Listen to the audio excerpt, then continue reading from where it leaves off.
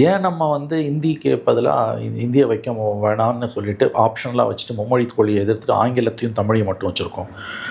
ஆங்கிலத்தை ரீப்ளேஸ் பண்ணிவிட்டு ஹிந்தி வரணுன்றது தான் பிஜேபியோட லாங் டேர்ம் ஸ்ட்ராட்டஜி. அதுதான் வந்து 1947 அந்த சுதந்திரத்துக்கு பிறகு அரசியலமைப்பு சாசனத்திலே அடுத்த 15 ஆண்டுகளுக்கு ஆங்கிலம் இணைப்பு மொழியாக இருக்கும், அதுக்கு பிறகு ஹிந்தி வரணும்னு தான் சொல்லுது. அதில் தான் 65 பிரச்சனை வருது, அதில் தான் வந்து மிகப்பெரிய அளவில் ரத்த களரி வருது. அதுக்கு பிறகு தான் வந்து உங்களுக்கு வந்து அந்த உத்தரவாதம் கொடுக்கப்படுது. இந்தி பேசாத மாநிலங்கள் விரும்பும் வரையில் அவர்களுக்கு வந்து ஆங்கிலம் தொடர்பு மொழியாக இருக்கலாம். ஆகவே இந்த பிரச்சனையை நம்ம இப்படி தான் பார்க்கணும்.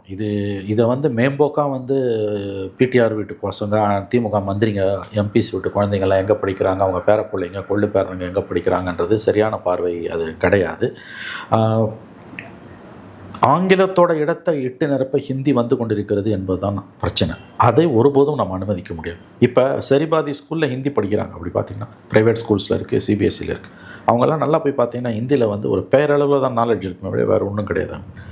இவங்க கொண்டு வர விரும்புவது என்னென்னா ஆங்கிலத்தை நகர்த்திட்டு ஹிந்தியை கொண்டு வரணும். கம்யூனிகேஷனெல்லாம் ஹிந்தியில் அனுப்பலாம்.